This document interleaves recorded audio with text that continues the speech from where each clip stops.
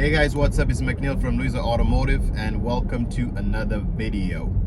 With all of Daddy Trudeau money going around, we find that there's a lot of people buying used cars.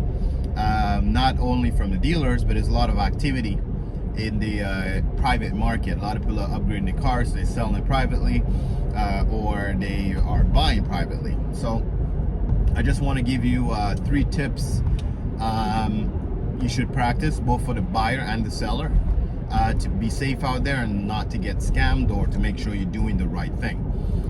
Number 1 is super easy and should be common sense.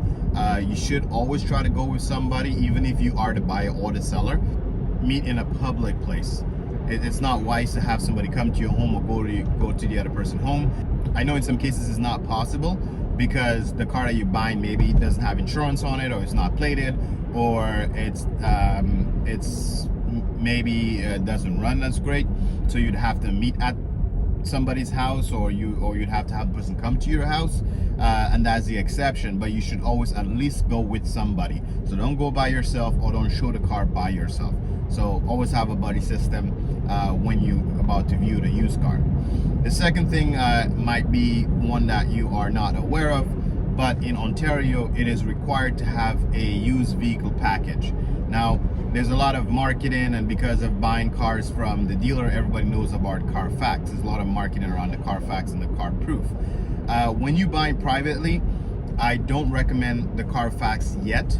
One, price point, it is a little bit more expensive. The used vehicle package is only $20 from the Ministry of Transportation, and then it supports your local municipal government here, versus Carfax is just an American company that you send your money to. That's one point of that. Secondly, there is more information on the used vehicle package, unless you were to buy the more expensive version of the Carfax, which is called Carfax Verify. When you go to register the car, the ministry is going to make you buy one anyway. So if you're selling the car, spend the $20 if you have nothing to hide. It will make the buying process much easier. And if you are buying the vehicle, try to make sure that the person have one. Okay, why is it important? Like I said, 1, it's required by Ontario, the government, to have one. If not, they will make you pay for one. The second reason why it's important is the last page of the used vehicle package. It serves as a bill of sale. So you're gonna sign it, the seller gonna sign it, both of you gonna sign it, and that is good enough as a bill of sale. Second, it also shows you somewhere in the middle page who the current owner is. So you want to make sure the person ID matches who the current owner on that is, and you can line it up with an ownership as well. So it shows you who the current owner is. It also shows you details of how many owners the car has been registered to,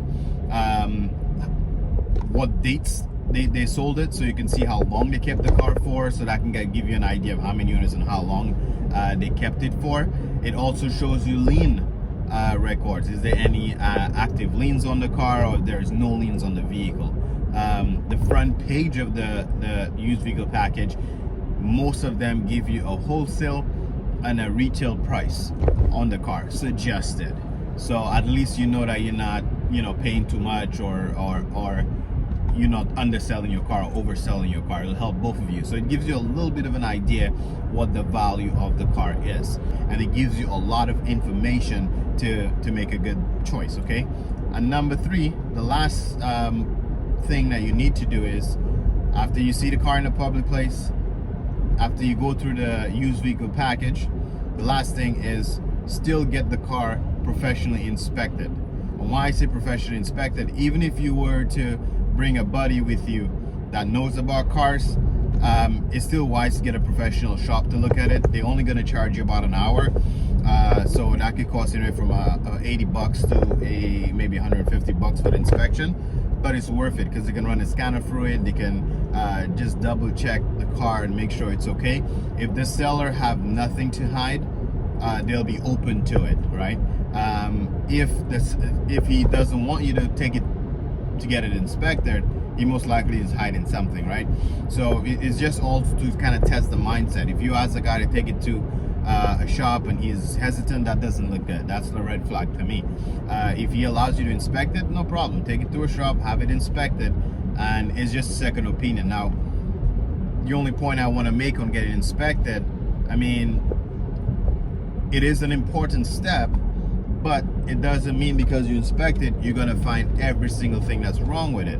Because sometimes the customer comes to the shop and explains all the symptoms. Oh, the car is giving this problem and that problem, whatever. And for some reason, when we try and inspect the car, for the love of God, we can't find the problem. So sometimes the mechanic may not catch any problem if the problem is not consistent, but at least you will know that you did your due diligence.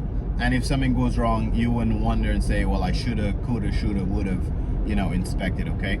So, hey, have fun spending that trudeau money, buying your next used car, and make a wise decision. It's important to do those 3 steps. It'll save you a whole lot of money and a lot of headache down the road, okay, guys? Happy car shopping.